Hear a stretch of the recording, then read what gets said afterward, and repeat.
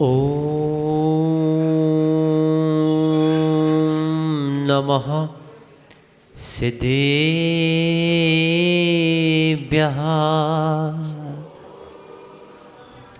पंच परमेष्टि भगवान की, अनंतानंत सिद्ध परमेष्टि भगवान की, संत शिरोमणि आचार्य भगवान श्री विद्यासागर जी महाराज की, परम पूज्य आचार्य भगवान श्री अभिनंदन सागर जी विपुल सागर जी महाराज की, मम गुरुदेव परम पूज्य आचार्य भगवान श्री निर्भय सागर जी महाराज की, 3 कम 9 करोड़ मुनि महाराज की, कुंडलपुर के बड़े बाबा की, निर्यापक श्रमण श्री शिवदत्त सागर जी महाराज की, समस्त आचार्य संघ की। प्यारी भव्य आत्माओं, इस भारत देश में हम लोग रहते हैं और ये भारत था, भारत है और भारत ही रहेगा। आचार्य भगवंत विद्यासागर जी महाराज हमेशा कहते थे कि भारत में जन्म लेने वाले जीवों के लिए अपनी भारतीय संस्कृति का ध्यान रखना चाहिए। पाश्चात्य संस्कृति का बोलबाला हमारी भारतीय संस्कृति में प्रवेश नहीं करना चाहिए। आचार्य विद्यासागर जी गुरुदेव का बहुत अथक प्रयास था। उनकी सोच, उनके विचार, उनकी भावनाएं बहुत ऊंची थीं। उनके विचारों तक कोई पहुंच नहीं पाया। जीवन के अंत समय तक भी क्या होने वाला है और क्या करने वाले हैं, कोई उनकी सोच तक नहीं पहुंच पाया। बार बार कहते थे, आप भारत देश में रहते हो, आपको अपनी भारतीय संस्कृति का ध्यान रखना चाहिए। आपको अपनी भारत देश में रहकर के अपनी वेशभूषा का ध्यान रखना चाहिए, अपने पहनावा का ध्यान रखना चाहिए, अपने सौंदर्य प्रसाधन का जो सामान है, सामग्री है, वो भारत की ही होना चाहिए। हमें भारत के बाहर की कोई भी चीज़ का उपयोग नहीं करना चाहिए। अगर तुम भारत को भारत रहना चाहते हो तो अगर पहनावा है तो अपने भारत का पहनो, अपने देश का पहनावा पहनो, अपने देश के सामान को यूज करिए, अपने देश की वस्तुओं को प्रयोग में लाइए। और जैसा भारत का हमारा संविधान है और हमारे भारत के संविधान के साथ रहना चाहिए। अगर तुम एक संकल्प अगर आज ले लो, आज एक संविधान भारत का बना था, हम आज एक ये संविधान ले लें कि हम जब घर में रहेंगे, परिवार में रहेंगे, समाज में रहेंगे, देश में रहेंगे, अपने भारत के सामान को ही यूज करेंगे, दूसरे सामान को यूज नहीं करेंगे। तो आज भी हम आचार्य उन भगवंतों की देशना, आचार्य भगवंत विद्यासागर जी महाराज का समाधि दिवस, आचार्य भगवंत के प्रति अपने उद्गार, अपने आचार्य भगवंत के प्रति दया करुणा का भाव हम आज भी जीवित रख सकते हैं। कहने से कुछ जय नहीं होगा। आप उनकी जय जयकार लगाते रहो, बात एक भी मत मानो। उन्होंने गौशाला खुलवाई, गौशाला की प्रेरणा दी, उन्होंने हथकरघा की प्रेरणा दी, उन्होंने स्वदेशी बनने की शिक्षा दी। आज अगर आप उनका संकल्प ले लें और सबसे ज़्यादा अगर प्रचार किया अपनी भारतीय संस्कृति का, तो आप लोग उठा कर के देखना, राजीव दीक्षित एक हुआ है बहुत बड़ा राइटर, उसने इतना प्रचार किया है भारतीय संस्कृति का। वो तो ये कहता था कि जो व्यक्ति अपनी भारतीय संस्कृति का ध्यान नहीं रखता है, जो व्यक्ति अपनी वेशभूषा का ध्यान नहीं रखता है, जो व्यक्ति अपने भारतीय खान पान का ध्यान नहीं रखता है, वो अपने भारत देश को गुलाम बनाने जा रहा है। और अगर आपने उसकी बात को नहीं माना तो आज भी हमारा भारत देश गुलाम होने में कोई कमी नहीं है, द्वारा गुलाम बनने जा रहा है। और उस भारत देश को गुलाम बनाने वाला कोई और नहीं, हम तुम ही होंगे।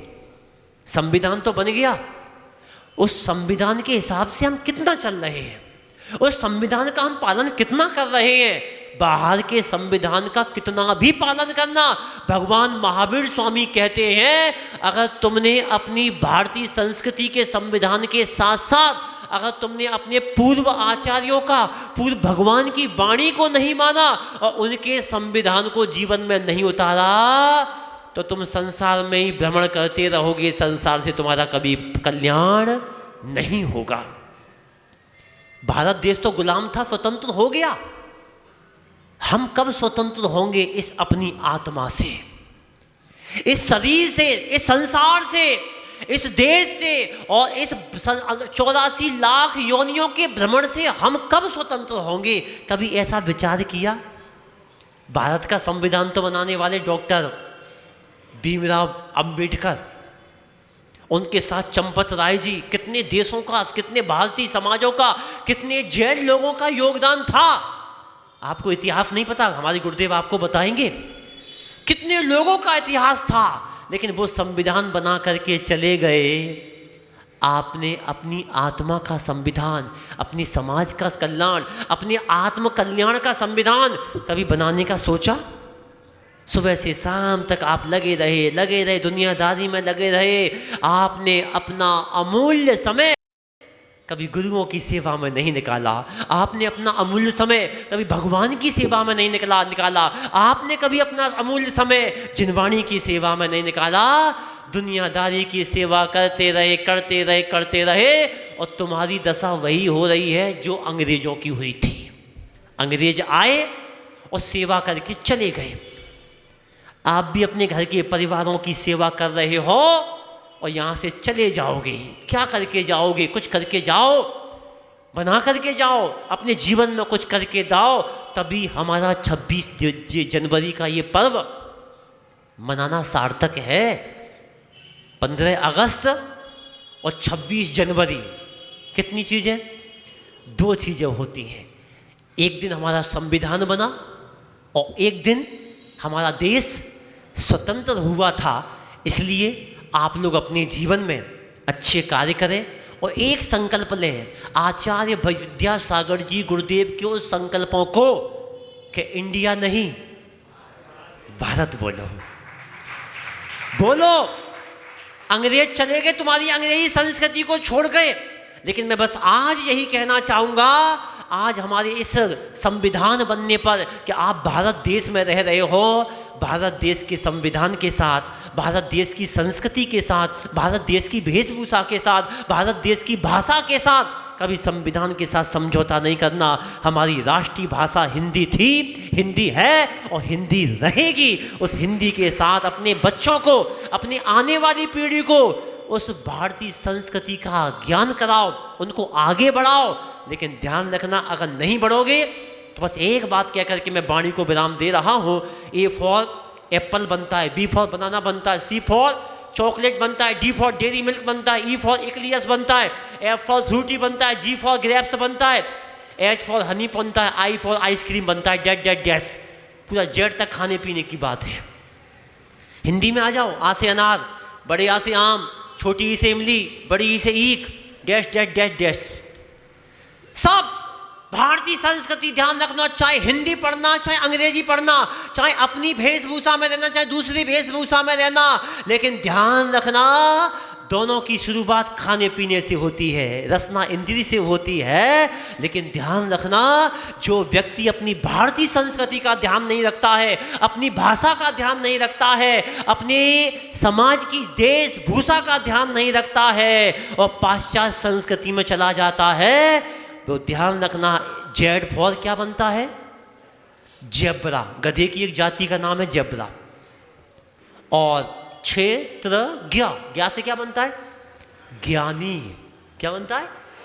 ज्ञानी बनता है। ध्यान रखना, दोनों की शुरुआत खाने पीने से होती है, ध्यान रखना। लेकिन ध्यान रखना, जो व्यक्ति, जो इंसान, जो लोग अपनी भारतीय संस्कृति का, अपनी वेशभूषा का ध्यान नहीं रखते हैं, वो जेड फॉर जेब्रा यानी गधे बनते हैं। और जो अपनी भारतीय संस्कृति, अपनी भाषा का ज्ञान रखते हैं, वो ज्ञा से ज्ञानी बनते हैं।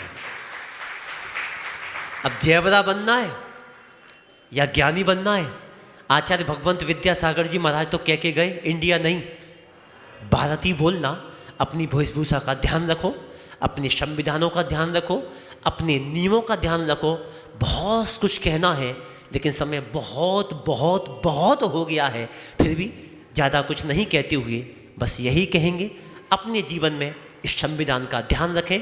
अपना भारत का जितना भी प्रोजेक्ट है उसी को यूज करें, उसी को खाने में लाएं, उसी को पहनने में लाएं, उसी को लगाने में लाएं। अगर आप ऐसा भी अगर संकल्प लेंगे तो हम बहुत बड़ा काम करके जा रहे हैं। जो आचार्य भगवंतों के सब सपने थे, उन सपनों को हम आज भी साकार कर रहे हैं। करते रहें और अपने जीवन के संविधान को, अपने आत्मा के संविधान को समझने का प्रयास करो, तभी हमारे मनुष्य जीवन की सार्थकता है। बोलिए आचार्य भगवंत श्री निर्भय सागर जी महाराज की। पूज्य शासन नायक श्री महावीर भगवान की, आचार्य गुरुवर श्री विद्यासागर जी महाराज की, आचार्य गुरुवर श्री अभिनंदन सागर जी महाराज की, आचार्य गुरुवर श्री विपुल सागर जी महाराज की, वैज्ञानिक संत वात्सलमयी श्री निर्भय सागर जी महाराज की, समस्त आचार्य संघ की। आज हम गणतंत्र दिवस मना रहे हैं क्योंकि 26 जनवरी 1950 को हमारा संविधान लागू हुआ था। इस संविधान लागू होने के लिए 2.5 वर्ष लगभग चालू करने में लग गया, क्योंकि हमारे देश को आज़ादी 15 अगस्त 1947 को मिली थी। और वो आज़ादी मेरी समझ से अभी आज़ादी मिली नहीं है। जो अंबेडकर जी कहते थे, जब तक इस देश में आतंकवादी रहेंगे तब तक इस देश को आज़ाद नहीं समझना।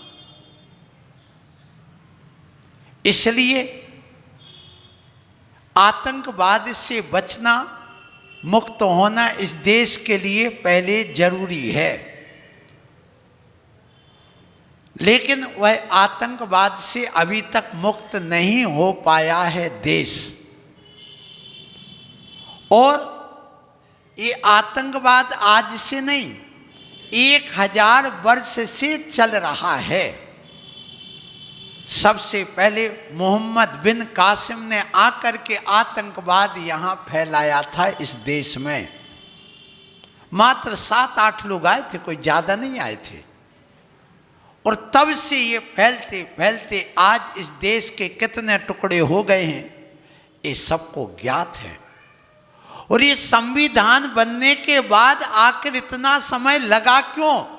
बड़े बड़े नेता प्रवचन तो करते हैं, अपने भाषण देते हैं, उनने आज तक ये नहीं कहा इस ध्वजारोहण के समय कि आखिर इतना लेट क्यों हुआ। मैं आपको आज इस रहस्य का उद्घाटन कर रहा हूं।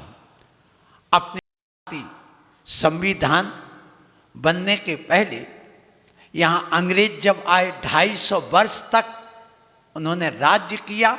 हमने सब ने मिलकर के उनको विदाई कर दी। लेकिन मोहम्मद बिन कासिम भी तो यहाँ आए थे, उनकी विदाई क्यों नहीं कर पाए? एक प्रश्न हमारे सामने। और उसके बाद भी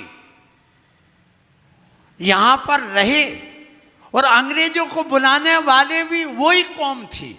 कलकत्ता में ईस्ट इंडिया कंपनी सबसे पहले वही लाए थे, इस्लामिक लोग, लोभ लालच के कारण से।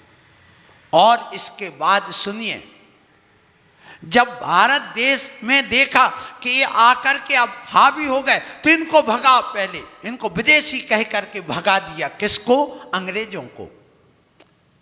लेकिन मोहम्मद बिन कासिम को कोई न विदेशी कह करके नहीं भगा पाए, बल्कि उनको शरण दी गई, क्योंकि भारत देश ने हमेशा सबको शरण दी है। परिणाम क्या निकला कि जब उनको भगा दिया गया इस देश से, और भगाने के बाद में जब यहाँ पर 2 सितंबर 1946 को संविधान बनाने की समिति का गठन किया गया, चुनाव किया गया, उस समय 296 सदस्य चुने गए थे और 296 सदस्य में 211 तो कांग्रेस के सदस्य थे और 73 मुस्लिम लीग के थे और 12 लोग ने अपना खाली स्थान छोड़ करके पलायन कर गए थे। अब ऐसी स्थिति में हुआ ये कि जब 9 सितंबर 1946 को पहली बैठक हुई कि अब इस संविधान को, अब भारत देश स्वतंत्र होने वाला, अंग्रेजों ने कह दिया हम अब खाली कर रहे हैं और 15 अगस्त 1947 को हम ये देश आपको आज़ाद कर देंगे। सो उस समय कुछ ही बचा था, अपना संविधान बना लिया गया, लेकिन वो संविधान लागू नहीं होने दिया। किसने? मुस्लिम लीग के जो 73 लोग थे, उन्होंने देश को आज़ाद नहीं होने दिया। उसके बाद हुआ ये कि उन्होंने अड़ गए और अड़ करके उन्होंने पाकिस्तान और बांग्लादेश ले लिया।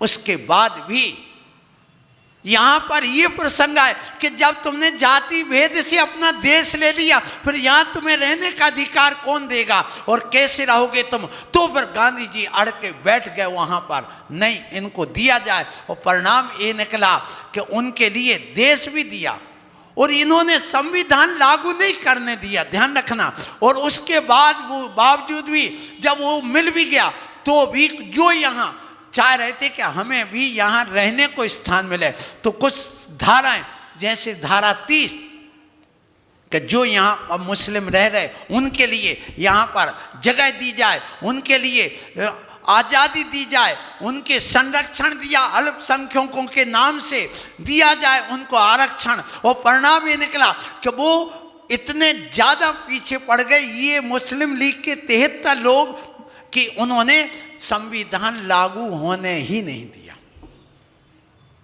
ये लड़ाई आज की नहीं लड़ाई हिंदू और मुस्लिम की, ये ध्यान रखना, ये 1000 वर्ष से चल रही है और यही चल रही है कि इस देश को कैसे भी शरिया कानून की तरफ लाया जाए।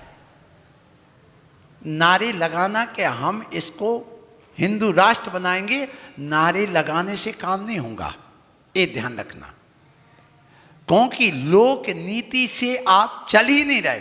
हम गणतंत्र दिवस मना रहे हैं लेकिन राजतंत्र की नीति पर आज भी चल रहे हैं हिंदू लोग। गणतंत्र की नीति है कि गण माने होता समूह, गण माने होता प्रजा, प्रजा जिसकी होगी उसका देश होगा और जिसकी आबादी बढ़ेगी उसका देश होगा। तुम अकेले नारे लगाने से कुछ नहीं होगा, ये नारे चिल्लाना भर कहलाएगा।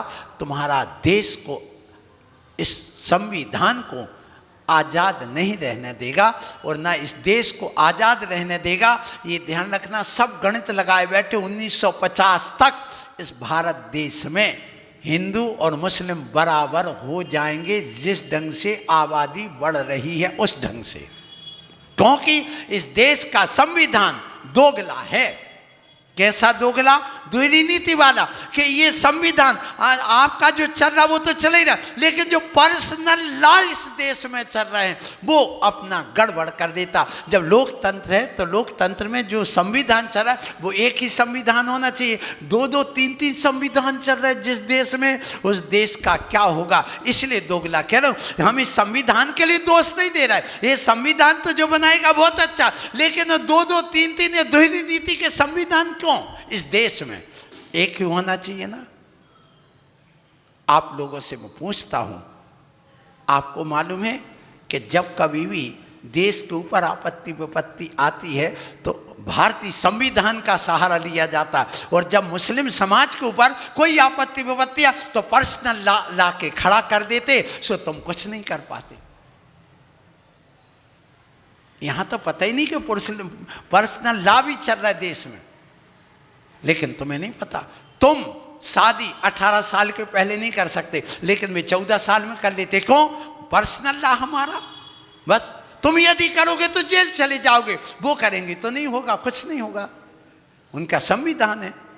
तुम यदि दूसरी शादी करोगे तो जेल चले जाओगे, वे 4 शादी करेंगे तो तुम कुछ नहीं कर पाओगे, पर्सनल लॉ, वहां पर्सनल लॉ आ जाता है। इसलिए कह रहा हूं ये देश में दोगला सिद्धांत चल रहा है। लेकिन तुम लोगों को ये पता ही नहीं है, और ये बात कोई कहता भी नहीं। कहो तो अभी झगड़े पैदा होते हैं ना, तो मैं झगड़ा पैदा करने के लिए नहीं कह रहा हूँ, मैं सिर्फ इतना कह रहा हूँ कि इस देश में ऐसे कानून चल रहे हैं और इन कानूनों की वजह से इस देश में कुछ नहीं हो पाता। और ये जब संविधान बना था, ध्यान रखना, वो मात्र 10 साल के लिए बना था, 10 साल के बाद परिवर्तन होना था, लेकिन आज वो परिवर्तन नहीं हो पा रहा, कर ही नहीं पा रहे। मोदी जी ने सोचा भी कि हम कुछ परिवर्तन करें, सोचा, लेकिन नहीं कर पा रहे। क्यों? क्योंकि जो हिंदू समाज यहाँ बैठी है, जो भारतीय समाज कहलाती है, वो समाज ही उनका साथ नहीं देती। मोदी जी की गलती नहीं या कोई और नेता की गलती नहीं, क्योंकि जब तक 2/3 बहुमत से ज्यादा उनको नहीं मिलेगा, तब तक भी संविधान में संशोधन नहीं कर सकते। तो वो चाहते कुछ लोग कि ये संविधान में संशोधन हो ही ना, चलता रहे। और ये वक्फ बोर्ड जो बना हुआ है, वक्फ क्या कहलाता है, तो उसके अनुसार आपको मालूम है 9 लाख करोड़ एकड़ जमीन किसके पास है? किसके पास? उसके पास। जबकि भारत सरकार के पास 18, मतलब भारत सरकार के पास जितनी जमीन है उसकी आधी जमीन वहां पर तो कम से कम है ही।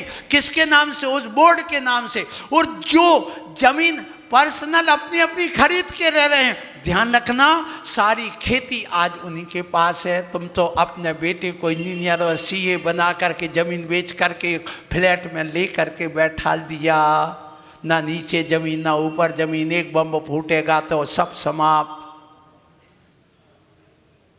कौन सी सोच लेकर के जी रहे हो गणतंत्र दिवस मनाने वालों? जरा सोचना, अपनी बुद्धि को विशाल बनाओ। गलती उनकी नहीं, गलती तुम्हारी है, गलती तुम्हारी। तुमने अपनी सोच बना ली। और जिस दिन भारत देश में, मैं हर बार कहता हूं, जिस दिन भारत देश में ये तुम लोगों ने परिवार नियोजन अपनाया, उसी दिन से भारत देश पुनः गुलामी की ओर चला गया। उस दिन से ही तुम्हारी ह्रास होना चालू हो गया, ये निश्चित बात है। इसलिए ये जो संविधान बनाया गया, फिर 3 जून 1947 को भारत देश और पाकिस्तान अलग अलग घोषणा हो गई कि दोनों देश अलग अलग होंगे। फिर इसके बाद में पुनः 2 वर्ष 11 महीने 18 दिन बाद 26 जनवरी 1949 को संविधान संशोधित करके प्रस्तावित किया गया। जब भारत और पाकिस्तान का विभाजन हो गया, तब ये विभाजन के बाद में ऐसा होगा। फिर उसके बाद उस संविधान में कुल 15 अनुच्छेद बनाए गए, और उसमें बाद में संशोधित, पहले बनाए गए, संशोधित हो करके फिर 22 अनुच्छेद बना करके, नहीं, उसमें 395 अनुच्छेद, धाराएं, जिसको अनुच्छेदकार धाराएं, इतनी तैयार करके फिर 26 जनवरी 1950 को यह लागू किया गया। अभी तक आपको कुछ समझ में आया कि नहीं? फिर से सुन लो। हमारे देश में जब आज़ादी मिली, अंग्रेजों ने घोषणा कर दी कि हम देश को स्वतंत्र कर रहे हैं, आप अपना संविधान लागू करिए। तब 2 सितंबर 1946 को ये संविधान की समिति बनाई गई। उस समिति में 296 लोगों का चयन किया गया। उसमें जैन समाज के अजित प्रसाद जी सहारनपुर, कुसुम चंद जी इंदौर, रतन लाल जी मालवीय सागर, भवानी खेम जी कच्छ गुजरात, और चमन भाई शाह सौराष्ट्र गुजरात, और बलवंत सिंह मेहता उदयपुर राजस्थान के, ऐसे 6 लोगों को, जैनों को भी संविधान में रखा गया। ताली बजाकर के उनका सम्मान करिए पहले। और जब ये संविधान बनाया गया, उसके बाद में ये लागू करने की बात आई, तो मुस्लिम लीग के जो थे 73 लोग, उन्होंने बहिष्कार कर दिया कि नहीं, हमें अलग से संविधान में कुछ सुविधाएं दी जाएं। फिर उस विरोध के कारण से 2 जून 1947 को पाकिस्तान और बांग्लादेश का विभाजन हो गया। उसके बाद भी संविधान लागू नहीं किया जा सका। फिर संशोधित होकर के 26 जनवरी 1950 को यह संविधान लागू किया गया, आज़ादी मिलने के 2.5 वर्ष लगभग बाद में। क्यों? क्योंकि इन मुस्लिम लीग वालों ने इसको बहुत विरोध किया और इसमें भी अधिकार चाह रहे थे। परिणाम स्वरूप यही हुआ, गांधी जी ने उसको स्वीकृति दी और उसके अलावा 50 करोड़ रुपए उल्टा 80 करोड़ देने का वादा किया और 50 करोड़ पैसा जब नहीं दिया गया तो फिर उसके बाद वो सत्याग्रह में आंदोलन में बैठ गए। गांधी जी के नहीं, पहले उनको दो। और फिर जवाहरलाल नेहरू को यहाँ का प्रधानमंत्री बनाया गया और वो भी इस्लाम धर्म के ही परिवर्तित होकर के यहाँ थे। और जिन्ना वहाँ बने, एक भाई, और एक भाई बन गया पाकिस्तान का। और परिणाम क्या आज सबके सामने है। आने वाले 50 साल में तुम पुनः गुलाम बन जाओगे। जितने भी जैनी यहाँ बैठे या भारतीय लोग जो हिंदू हैं, लग रहा है जिस ढंग से संविधान चल रहा है। इसलिए आप लोगों को आज इस स्वतंत्र गणतंत्रता दिवस पर ये कहना चाहता हूँ कि ध्यान रखो, आज झंडा फहराया गया। कहाँ पर? कहाँ पर? कहाँ पर फहराया गया है? दिल्ली में। कहाँ पर? लाल किले पर हैं? आज लाल किले पर फहराता है। कौन फहराता है बताओ? अभी तुम्हें यही नहीं पता कि कौन कब फहराता है और कहाँ फहराता है। संविधान तुम्हारा जो पार्लियामेंट बना वो कहाँ पर है? ध्यान रखिएगा। हे जैनियों, हे भारतवासियों, तुम जिस भारत देश में रहते, तुम्हें यही भी नहीं पता कि कब झंडा कब फहराया जाता है और ध्वजारोहण कब किया जाता है। सुन लो, 15 अगस्त पर ध्वजारोहण किया जाता है और 26 जनवरी को ध्वजा फहराई जाती है। फहराने में और ध्वजारोहण में बहुत बड़ा अंतर है। ध्वजारोहण करने का ध्वजा नीचे से रस्सी के माध्यम से ऊपर ले जाना कि आज मुझे आज़ादी मिली, इसलिए मेरी ध्वजारोहण हो गया। और जब आज संविधान लागू किया गया तो ध्वजा ऊपर पहले से रहती है, रस्सी खींच करके माथ खोली जाती है कि आज से हमारा संविधान लागू हो गया। इसलिए ध्वजारोहण और ध्वजा फहराने में बहुत बड़ा अंतर है। लेकिन ध्यान रखिएगा, 15 अगस्त को प्रधानमंत्री लाल किले पर फहराता है, उस ध्वजारोहण करता है, फहराता नहीं, ध्वजारोहण करता है। जबकि आज राष्ट्रपति ध्वजा फहराता है। ये फहराने में और ध्वजारोहण में बहुत बड़ा अंतर है। लेकिन तुम्हें ये भी अभी पता नहीं कैसे तुम देश के नागरिक हो और कैसे तुम इतने सालों से आज़ादी के ये ध्वजारोहण करते आए, ये भी आपको पता नहीं। ध्वजा फहराने और ध्वजारोहण में कितना बड़ा अंतर है। इसलिए आप लोगों को आज के इस कार्यक्रम में यही कहना चाहता हूँ कि हमारे देश में संविधान लागू हो गया। हमारा देश में लागू होने के बाद हमारे लिए आज कुछ संविधान में संशोधन की ज़रूरत है और संशोधन के आधार पर देखिए, मोदी जी ने 370 धारा हटा दी, पूरे लोगों ने मिल करके हटा दी। और अकेले नेताजी ने नहीं हटाई। ध्यान रखना, नेताओं का तो नाम होता है, इसलिए पंथी हमेशा ध्यान रखना, बाती से तेल जलता है, दीपक का नाम होता है, और नागरिकों से देश चलता है, नेताओं का नाम होता है। फिर से सुनिएगा, बाती से तेल जलता है, दीपक का नाम होता है, और नागरिकों से देश चलता है, नेताओं का नाम होता है, और साधु संतों का आशीर्वाद का कहाँ तक कहें कमाल। अरे संतों के आशीर्वाद से देश में शांति का माहौल होता है, नेताओं से नहीं होता। इन साधु संतों के आशीर्वाद से, उनके प्रवचनों से ये देश में माहौल अच्छा होता है। यदि ये ना रहें तो माहौल बिगड़ जाए। हम सब लोग उस अहिंसा परमो धर्म की बात करते, अनेकांत की बात करते हैं, शादवाद की बात करते हैं, सबको गले लगाने की बात करते हैं। जैन संत का काम यही है। और जब तक ये अहिंसक संत सबको लेकर के चलने वाले रहेंगे, सबको गले लगाने वाले रहेंगे, तब तक इस देश में शांति रहेगी, अन्यथा शांति भंग हो जाएगी। इसलिए ध्यान रखना, देश का हमारा एक राष्ट्रीय नारा होना चाहिए, और वह होना चाहिए अहिंसा परमो धर्म का। राष्ट्रीय पिता बन गए, राष्ट्रीय पशु बन गए, राष्ट्रीय पक्षी बन गए, सब कुछ बन गया, लेकिन राष्ट्रीय नारा क्या होना चाहिए? राष्ट्रीय नारा होना चाहिए अहिंसा परमो धर्म, अहिंसा परमो धर्म की जय, ये होना चाहिए। अथवा लोग कहते देशभक्ति जन सेवा, ठीक है, देशभक्ति जन सेवा है, लेकिन देश शक्ति क्या है इसको भी ध्यान रखना। तो देशभक्ति जन सेवा और देश शक्ति जन एकता। जब तक जन जन में एकता नहीं आएगी तब तक तुम्हारा देश नहीं चलेगा। इसलिए आज से आप लोग ध्यान रखिएगा कि देशभक्ति जन सेवा और देश शक्ति जन एकता और सत्यमेव जयते और अहिंसा परमो धर्म, बस ये लेकर के चलोगे तो हमारा समाज, हमारा देश आगे बढ़ सकेगा। सो आज आप लोग ने ये जो ध्वजा फहराई है, ये ध्वजा कौन फहराता है? राष्ट्रपति। 15 अगस्त को नहीं, 26 जनवरी को। और 26 जनवरी को राष्ट्रपति नहीं, कौन? प्रधानमंत्री फहराता है।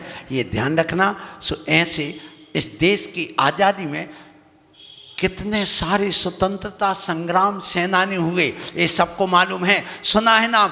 भगत सिंह का नाम लिया जाता, महात्मा गांधी, सुभाष चंद्र बोस, चंद्रशेखर आजाद का, सरदार वल्लभ भाई पटेल का, जवाहरलाल नेहरू का, लक्ष्मीबाई का, बाल गंगाधर तिलक का, राजपत राय का, राजेंद्र प्रसाद का, लेकिन कभी अजित प्रसाद का, कुसुम चंद्र जी का, और रतन लाल जी का, भवानी लाल जी का, चमन भाई, बलवंत सिंह जैन, इन 6 लोगों का नाम क्यों भूल जाते हो? अरे जैनियों, कम से कम तुम उनका तो नाम ले लो कि हमारे जैनी हैं जिन्होंने कितने सारे, सुन लो, हमारे यहाँ पर कम से कम 40 लोग स्वतंत्रता संग्राम सेनानी बने। उनमें नाम है लाला हुकुमचंद जी हांसी वाले, आपको अमरचंद जी ग्वालियर वाले, मोतीलाल जी आपको मालूम हो जाएगा कि मोतीलाल जी कोटा वाले, उदय चंद जैन मंडला वाले मध्य प्रदेश, अर्जुन सिंह अर्जुन लाल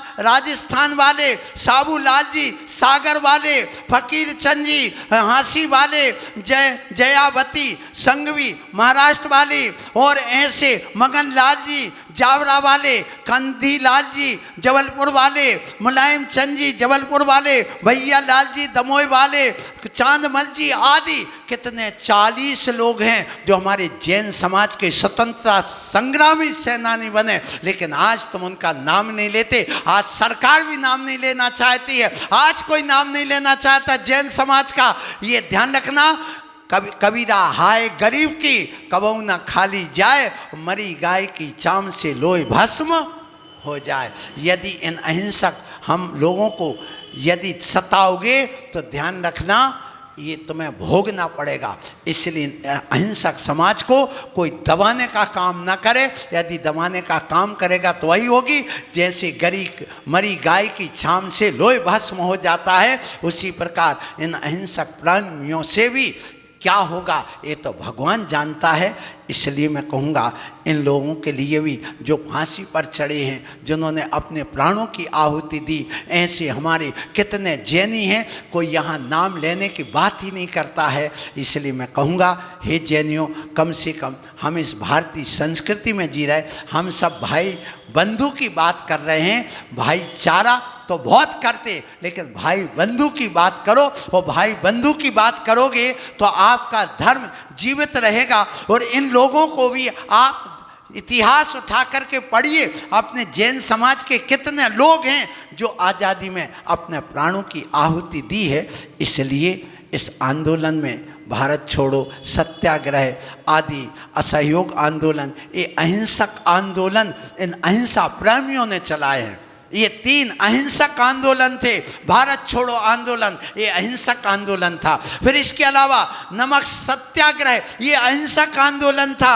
असहयोग आंदोलन ये अहिंसक आंदोलन था। और क्रांतिकारी आंदोलन क्या था? काकोरी कांड ये क्रांतिकारी था। और सहस्त्र संघर्ष ये क्रांतिकारी था। और जन जागरूकता और एक भारत एकीकरण ये राजनीतिक ये आंदोलन थे। इन आंदोलनों को लेकर के हम आगे बढ़े हैं और हमारे यहाँ पर अहिंसा ही सबसे महत्वपूर्ण रहा इस देश में। और अहिंसा ये मूल सिद्धांत हमारी भारतीय संस्कृति देश का है। इसलिए आप लोगों से कहूँगा कि आप लोग स्वार्थ छोड़ो, परमार्थ में बढ़ो। क्योंकि जब गंध अधिक बढ़ जाती है तो बाग उजड़ जाता है। जब आवाज़ अधिक बढ़ जाती है तो राग बिगड़ जाता है। हर चीज़ की अति बुरी होती है। जब स्वार्थ अधिक बढ़ जाता है तो हमारा काज बिगड़ जाता है।